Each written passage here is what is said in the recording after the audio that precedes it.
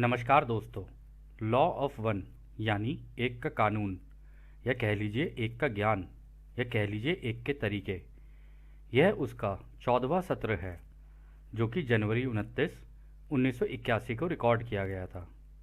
दोहराया जाता है कि इस किताब द्वारा दी गई सभी सूचनाएं और जानकारियां आप जान भी सकते हैं, मान भी सकते हैं, नज़रअंदाज भी कर सकते हैं और सिरे से खारिज या नकार भी सकते हैं, क्योंकि यह आपकी फ्री विल है जो कि अनंत रचयिता द्वारा आपको दी गई है। एक बात और कही जाती है कि लॉ ऑफ वन पूरी तरह से फ्री है। यदि कोई इकाई या व्यक्ति इसको निजी स्वार्थ के लिए इस्तेमाल करे तो वह उसकी व्यक्तिगत जिम्मेदारी होगी। तो जैसा कि हमेशा राह कहते हैं, अब हम तुम्हारा स्वागत अनंत रचयिता के प्रेम और रोशनी में करते हैं। अब हम बात करने के लिए तैयार हैं। तो पहला सवाल डॉन करते हैं। आज सुबह के सेशन में आपने कहा कि दूसरी घनत्वता तीसरी घनत्वता की ओर जाने का प्रयास करती है, जो आत्म चेतना या आत्म जागरूकता की घनत्वता है। यह प्रयास तीसरी घनत्वता वाले प्राणियों के माध्यम से होता है, जो उच्चतर यानी हायर दूसरी घनत्वता के प्राणियों की मदद करते हैं। क्या आप समझा सकते हैं कि इससे आपका क्या मतलब है? तो दोस्तों, यहाँ पे डॉन सवाल कर रहे हैं कि ये जो सेकंड डेंसिटी यानी जानवरों की जो डेंसिटी होती है, जिसमें अलग अलग तरीके के जानवर होते हैं, पेड़ पौधे होते हैं, ये किस तरीके से मतलब इंसान की प्रजाति में जन्म लेते हैं। मतलब ये कि इनके पास दिमाग और शरीर तो है, परंतु आत्मा नहीं होती उस टाइम तक। तो ये तीसरी घनत्वता की यानी हम जैसे इंसान कैसे मदद करते हैं इनकी। तो रा कहते हैं, जितना आप प्रयास करेंगे उतना ही आपके तीसरी घनत्वता के प्राणी दूसरी घनत्वता वाले प्राणियों को आत्म जागरूकता प्रदान करते हैं। यह अक्सर उस अवसर के माध्यम से किया जाता है जिसे आप पालतू जानवर कहते हैं। यह कई अन्य माध्यमों से भी किया गया है। इनमें कई धार्मिक प्रथाएं भी शामिल हैं जो विभिन्न प्राकृतिक दूसरे घनत्वता वाले प्राणियों को उनके समूह के रूप में पहचान देती हैं और प्यार भेजती हैं। तो दोस्तों, यहाँ पे राज जो कह रहे हैं ना, वो कह रहे हैं कि जो हमारे पालतू जानवर होते हैं ना, तो उनको कैसे पता चलता है कि भाई अब वो उनके अंदर आत्मा आई है। उनके अंदर आत्मा तब आती है जब हमारा कोई पालतू जानवर हो और हम उसका कोई नाम रख दें। जैसे मान लो कोई किसी का डॉग है, उसका नाम रख दिया कि बूजो, किसी की कैट है, उसका नाम रख दिया किटी। तो अगर आप उसे जब उसके नाम से बुलाने लग जाओगे ना, तो उसको अपनी खुद की एक पहचान मिलती है। और जैसी उसको एक पहचान मिलती है ना, तो वो आपके साथ घुलने मिलने लग जाती है और आपके तौर तरीकों को सीखने लग जाते हैं। तो जब वो तौर तरीके सीखने लग जाते हैं तब उनके अंदर आत्मा का प्रवेश होता है। ये हमको देखने में ऐसा लगता है कि इनके अंदर उस वक्त आत्मा नहीं है। आत्मा जैसे ही वो अपनी पहचान देखते हैं ना, तब उनके अंदर आती है। अब इसमें जो जंगली जानवर और ये सारे हैं, इनके अंदर नहीं आ सकती वो, क्योंकि वो पालतू थोड़ी ना है। वो तो जंगल जंगल में है, उनका तो शिकार विकार आज भी वैसे ही जीवन चल रहा है उनका। परंतु जो पालतू जानवर होते हैं ना, उनके साथ ऐसा हो जाता है। और पालतू जानवर ही नहीं, पालतू पेड़ पौधों के साथ भी यही होता है। जो हमने पेड़ पेड़ पौधे पाले होते हैं, जिनका हम ध्यान रख रहे होते हैं, हमने फ्लावर बना रखे होते हैं, और भी बहुत सारी चीज़ें होती हैं, ये सब्जियां भी उगाते हैं, वो भी जब हम सब्जियों को खाते हैं, खुद काटते हैं, ये करते हैं, तो वो अपनी सेवा ही दे रही होती है कि हाँ, अब तुम हमें खाना चाहते हो, लो हम तुम्हें अपनी सेवा दे रही हैं। तो इस तरीके से ही ये पूरा का पूरा चलता है। तो खैर, अगला सवाल डॉन करते हैं। जब यह पृथ्वी दूसरी घनत्वता की थी, तो इस पृथ्वी पर दूसरी घनत्वता के प्राणियों ने किस प्रकार प्रयत्न किया? कि मतलब ये जो जानवर थे, इन लोगों ने क्या किया? तो रा कहते हैं, उस समय इस प्रकार के तरीके नहीं थे, लेकिन उस समय कुंडलीदार प्रकाश की रेखा के माध्यम से घनत्वता तक ऊपर की ओर परिवर्तन हो रहा था। यह प्रक्रिया तब अधिक समय लेती है जब तीसरी घनत्वता वाले प्राणियों द्वारा कोई प्रयास नहीं किया जाता है। तो मतलब ये ऐसा नहीं है कि जानवर पेड़ पौधे ये जो है ये ऑटोमेटिकली आगे चल जाएंगे। नहीं, आगे ऑटोमेटिकली नहीं होता ये होता है जब तक हम अपनी मेहनत नहीं करेंगे ना उन जानवरों के ऊपर या उन पेड़ पौधों के ऊपर, अपना प्रेम से उनका ध्यान नहीं रखेंगे और ये सारी चीज़ें नहीं करेंगे ना, तब तक वो भी आगे नहीं बढ़ सकते। हालांकि उनका ये तो होता है कि वो आगे चल रहे होते हैं, अपने जीवन शैली में भी वो आगे चल रहे होते हैं, परंतु वो इंसान की प्रजाति में नहीं आ सकते। तब तक वो उसी प्रजाति में रहेंगे। तो अगला सवाल डॉन करते हैं, उस समय दूसरी घनत्वता वाला रूप कैसा दिखता है? जो तीसरी घनत्वता में पृथ्वी या मनुष्य बन गया, वह दूसरी घनत्वता में कैसा दिखता था? तो रा कहते हैं, दूसरे और तीसरे घनत्वता के शारीरिक रूपों के बीच कई अंतर कई मामलों में एक दूसरे से अधिक समान रहा होगा। आपके ग्रह क्षेत्र के मामले में मंगल ग्रह से यहाँ अवतार लेने वालों द्वारा प्रक्रिया को बाधित किया गया था। उन अवतारों को आनुवांशिक यानी जेनेटिक यानी डीएनए परिवर्तन द्वारा समायोजित किया गया था और इसलिए आपके दूसरी घनत्वता स्तर के बाइपेडल यानी दो पैरों पर चलने वाले रूपों को धीरे धीरे तीसरी घनत्वता का स्तर तक बढ़ने का मौका मिला। ये कुछ ध्यान देने योग्य अंतर था। इसका आत्मा के स्थान से कोई लेना देना नहीं है। इसका संबंध केवल उस संस्कृति के प्राणी की परिस्थितियों से है। तो यहाँ जो राह कह रहे हैं ना, वो कह रहे हैं कि देखो ये हुआ तो सही, लेकिन जब भी मंगल ग्रह से यहाँ पर लोगों ने जन्म लिया, अब वो लोगों ने ऐसे जन्म तो लिया नहीं था कि जी बिल्कुल इंसान का रूप, हालांकि वो कहते हैं इंसान का रूप लिया उनके अंदर, फिर हमने उनका डीएनए भी चेंज किया, सारा कुछ किया ताकि वो यहाँ जी सके। और इस काम की वजह से एक बाधा सी आ गई, क्योंकि नॉर्मल जैसे पीछे से चले आ रहे थे, बंदरों से भी इंसान बने, ठीक है, इधर से ये वाली एक और प्रजाति आ गई, मतलब मार्स से उठ के, और उधर से पीछे वो मेल्डेक वाले भी थे जो चुपचाप अपना नीचे वो डॉग मैन और ये सब बन के और बिगफुट वगैरह बन के वो लोग सारे के सारे नीचे थे। तो ये सारी चीज़ें चलती गई साथ साथ, लेकिन इसमें ये कह रहे हैं कि जो दो पैरों पे चलने वाली जो प्रजाति है ना, ये धीरे धीरे ही इनका स्तर बढ़ा। ऐसा नहीं कि ये कोई बहुत तेज़ी से आगे बढ़ गए, ये धीरे धीरे पीछे से आ रहे थे, लेकिन ये जो मार्स से आए इन लोगों ने बड़ी तेज़ी से आगे निकले, क्योंकि उनके पास तो पहले से ही अनुभव था मार्स का। तो इस वजह से वो धीरे धीरे आगे निकल गए और उनके पास संस्कृति और वो सारी चीज़ें भी उनको याद आ गई अपनी, ठीक है, उन्हें याद थी, तो वो धीरे धीरे तेज़ी से आगे निकल गए। तो अगला सवाल डॉन करते हैं। मैं पिछली सामग्री से समझता हूँ कि यह 75,000 साल पहले हुआ था। फिर विकास की हमारी तीसरी घनत्वता की प्रक्रिया शुरू हुई। क्या आप मुझे इस 75,000 वर्षों के भीतर हुए मुख्य विकास का उल्लेख करते हुए इतिहास बता सकते हैं? क्या कोई विशेष समय था जब इस तीसरी घनत्वता के विकास को बढ़ाने का प्रयास किया गया था?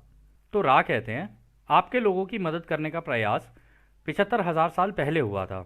यह प्रयास पहले हमारे द्वारा वर्णित किया भी गया है, मतलब आपको पहले भी बताया गया है। अगला प्रयास आपके लगभग 58,000 साल पहले का था, जो एक लंबी अवधि के लिए जारी था। म्यू जैसी सभ्यता, जैसा कि आप इस जाति या मन, शरीर, आत्मा, सामाजिक परिसर कहते हैं, मतलब म्यू के जो लोग थे उनकी बात हो रही है यहाँ। अगला प्रयास उसके बहुत बाद का था और लगभग 13,000 साल पहले हुआ था, जब अटलांटिस के बारे में कुछ बुद्धिमान जानकारी की पेशकश की गई थी। जानकारी हीलिंग और क्रिस्टल प्रणाली से संबंधित थी, जिसके बारे में हम पहले ही बता चुके हैं। अगला प्रयास आपके 11,000 साल पहले का था। ये उल्लिखित वर्णन अनुमान ही है हमारा, क्योंकि हम सटीकता के साथ आपके स्थान, समय, सातत्य माप प्रणाली को संसाधित करने में सक्षम नहीं हैं। यह उस देश में हुआ था जिसे तुम मिस्र कहते हो, और इसके विषय में हम पहले भी कह चुके हैं।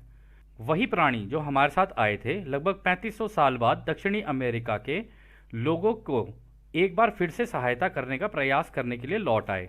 हालांकि उन तथाकथित शहरों के पिरामिडों का उचित रूप से उपयोग नहीं किया गया था, इसलिए इसे आगे नहीं बढ़ाया गया। आपके दक्षिणी अमेरिका में भी लगभग 3,000 साल पहले लैंडिंग हुई थी। लगभग 23,000 वर्ष पहले यह मिस्र के क्षेत्र में आपके लोगों की सहायता करने के कुछ प्रयास हुए थे। चक्र के शेष भाग में हम आपके 5वें आयाम से कभी नहीं गए हैं और इस अंतिम छोटे चक्र में हम कटाई की तैयारी कर रहे हैं। तो दोस्तों यहाँ पर ये कह रहे हैं रा कि देखो हम आए तो थे, ठीक है, इस पूरे जो पार्ट में जो बताया राने का देखो हमने पहले तो जब स्टार्टिंग में जब 75,000 साल पहले हुआ तब हम लोगों ने तुम्हारी मदद की, तुम्हारे डीएनए वगैरह चेंज किए ताकि तुम लोग यहाँ पर जी सको ढंग से। फिर उसके बाद 58,000 साल पहले हम फिर से आए, जब म्यू की सभ्यता हुआ करती थी, लमुरिया बोलते थे, लमुरिया की सभ्यता, वो काफ़ी आध्यात्मिक सभ्यता हुआ करती थी। जैसे कि हमें बताया गया ना, वर्णन किया गया है कि जो वो तो बहुत ज्ञानी थे, उनके पास तो बहुत ज्ञान था, ये सारा का सारा जो है वहीं से ही आया है। तो जो वहाँ से आया था ना, ये लमुरिया की तरफ से ही हुआ है ये सारा का सारा, क्योंकि वो बहुत ही ज़्यादा आध्यात्मिक लोग थे। और ये जो लमुरिया का और अटलांटिस का जो युद्ध हुआ था ना, अटलांटिस वाले तो टेक्नोलॉजी के लेवल पे आगे निकल गए और जो लमुरिया वाले थे वो अध्यात्म में आगे निकल गए। इन्होंने ऐसे सिद्धियां प्राप्त की, इन्होंने टेक्नोलॉजी से सिद्धियां प्राप्त की। दोनों का युद्ध हुआ, उसके बाद जो हुआ तो वो खैर रा बता ही चुके हैं। तो वो कहते हैं कि उसके बाद फिर हमने फिर दोबारा कोशिश की 11,000 साल पहले तुम्हारे, ठीक है, और 11,000 साल पहले हम आए थे मिस्र की, लगभग, मतलब ये लगभग ही कह रहे हैं कि लगभग, क्योंकि वो सटीकता से इसलिए नहीं बता सकते क्योंकि जिस बैंड विड्थ से ये लोग कर रहे थे ना काम, मतलब बात कर रहे थे, वो बार बार फ्लिक फ्लिक फ्लक्चुएट कर रही थी, मतलब हिल रही थी। जैसे हमारे बचपन में वो नहीं होता था, टीवी का एंटीना होता था, तो नीचे से एक आदमी कहता था, ऊपर से कहता था आ गई, तो नीचे वाला कहता था आ गए, नहीं आया नहीं आया, थोड़ा सा और घुमा, थोड़ा सा और घुमा। तो ये भी लगे पड़े थे, आया आया, वो भी कह रहे थे नहीं आया नहीं आया। तो जब आया तो इसी तरीके से वो इन्फॉर्मेशन ऊपर नीचे हो रही थी। तो इसमें फिर वो आगे कहते हैं कि देखो इसके बाद हम तुम्हारे जो साउथ अमेरिका है, मतलब दक्षिणी अमेरिका है, कह रहे वहाँ पर भी आए सहायता करने के लिए। और अकेले ये नहीं आए थे, इनके साथ बहुत बड़ी टीम आई थी सारी की सारी, जिस हिसाब से ये लोग बता रहे हैं इसमें। कह रहे फिर हम आपके दक्षिणी अमेरिका में लगभग 3,000 साल पहले भी आए, ठीक है। फिर लगभग 23,000 वर्ष पहले भी आए मिस्र के क्षेत्र में, मतलब वहीं उसी एरिया में आए, ठीक है। फिर उसके शेष भाग में हम पांचवें आयाम से गए नहीं, मतलब पांचवी घनत्वता से हम लोग गए नहीं। हम लोग अभी तुम्हारे ही इसी खाली, जो ये तुम्हारा वो है ना, जिसे तुम तो जिस हवा को जिसको तुम खाली समझते हो, इसी के अंदर ही पांचवी घनत्वता भी है। कह रहे उस पांचवी घनत्वता में हम हैं, और अब तुम्हारी कटाई की तैयारी कर रहे हैं कि जो जो यहाँ से ग्रेजुएट करता जाएगा उसको हम लेके चले जाएंगे। ये ऐसे ही होता है, आगे रहा इसको और अच्छे से एक्सप्लेन करेंगे। तो अगला सवाल डॉन करते हैं, क्या 11,000 साल पहले ही मिस्र यात्रा की एकमात्र ही ऐसी जगह थी जहां आप वास्तव में पृथ्वी पर रहे थे? तो रा कहते हैं, हम समझते हैं कि आपका प्रश्न अन्य स्वयं के बजाय स्वयं की दिशा में विकृत है। हम संपादन ध्वनि परिसर के रा उस समय की ही आपके बीच रहे थे। तो वो कह रहे हैं कि हमें ऐसा लग रहा है कि आप हमें अपने से अलग देख के चल रहे हो। आप हमें ऐसे देख के चल रहे हो कि जी हम तो कोई और हैं और तुम कोई और हो, और जबकि हम तुम्हें ये कह रहे हैं कि भाई तुम और हम एक ही हैं, कोई अलग नहीं है हम लोग। कह रहे, और जो तुम मुंह से जिस तरीके से बोल रहे हो ना, तो तुम ये पूछना चाह रहे हो कि क्या हम उस समय के तुम्हारे जो लोग थे उनके बीच में रहे थे? तो रा कहते हैं हाँ, हम उनके बीच में रहे थे। तो अगला सवाल डॉन करते हैं, मैं समझ गया था कि आपने पिछले सत्र में कहा था कि पिरामिड पृथ्वी को घेरने के लिए बनाए गए थे। कितने पिरामिड बनाए गए थे? मतलब पृथ्वी के वो जो भूमध्य रेखा पर चारों तरफ बनाए गए थे, बिल्कुल जैसे कि रिंग पहना दी गई हो उसको, जैसे होता है ना शादी में रिंग पहनाई जाती है, बिल्कुल वैसी कहते रिंग पहना दी गई हो, ताकि उस वो ऊर्जाएं सारी जितनी भी इस पूरे ब्रह्मांड से जो ऊर्जाएं आ रही हैं वो उसके अंदर चली जाएं। तो वो पूछ रहे कितने बनाए गए थे।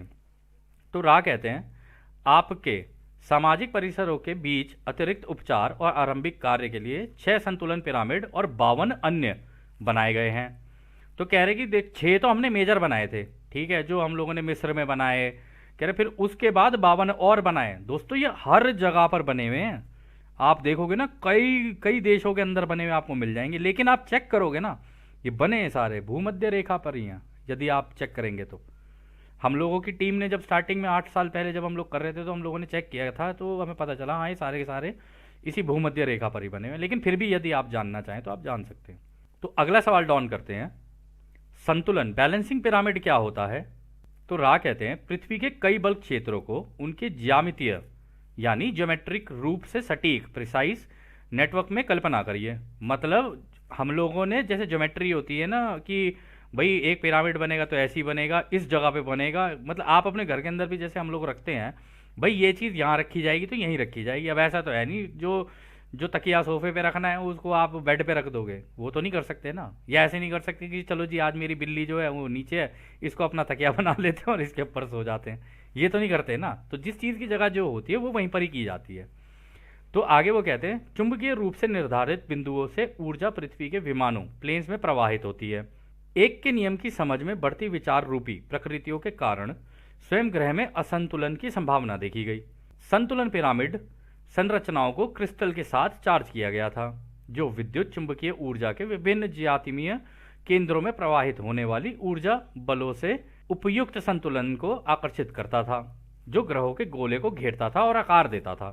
तो दोस्तों हुआ क्या था, यहाँ पे क्या कह रहे हैं, ये कह रहे हैं कि जब उसके ऊपर हम लोगों ने रिंग लगाई ना, तो हमारा ये जो ग्रह था ये पूरा का पूरा असंतुलित हो चुका था, मतलब इसका बैलेंस ही बिगड़ गया था पूरा का पूरा।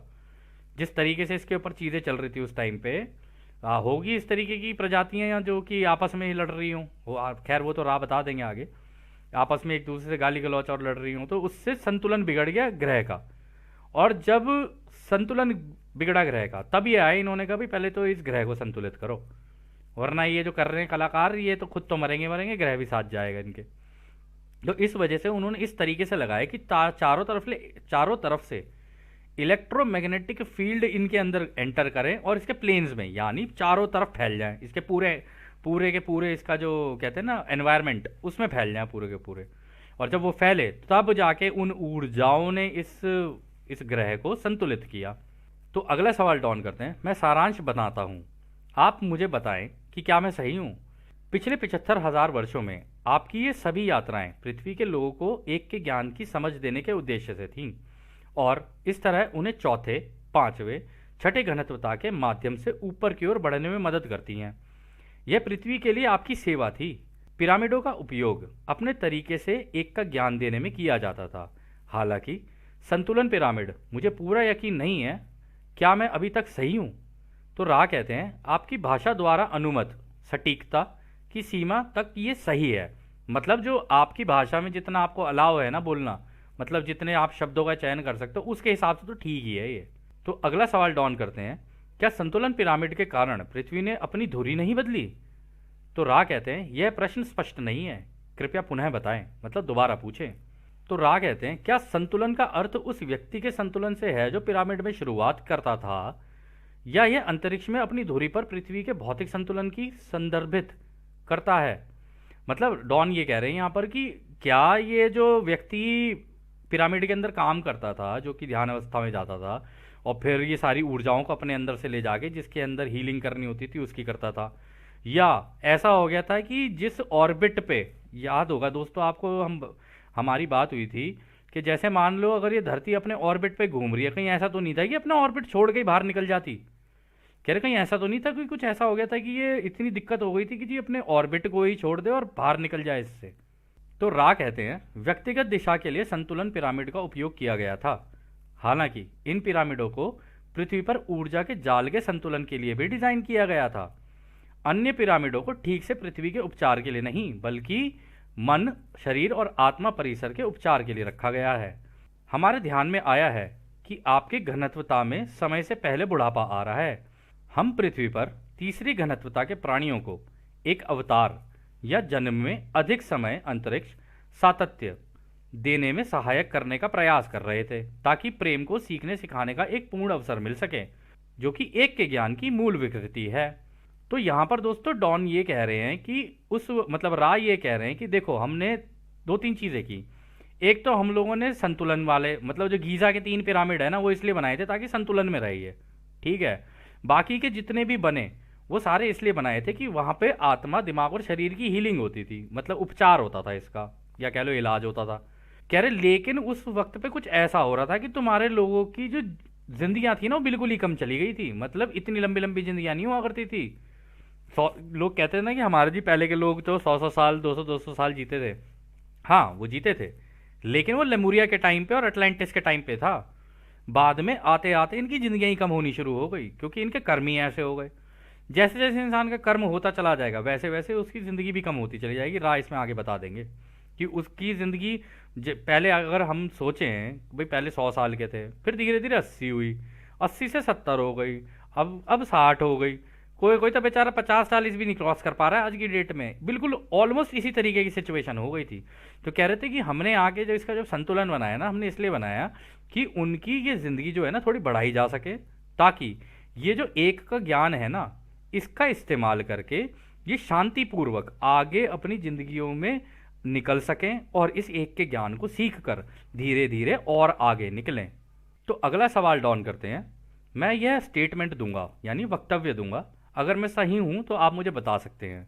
जिस तरह से मैं इसे समझता हूं, संतुलन पिरामिड का उपयोग यहाँ के लोगों का जीवन काल बढ़ाने के लिए किया गया था, ताकि वे समय से भौतिक क्षेत्र में एक के ज्ञान का अधिक ज्ञान प्राप्त कर सकें।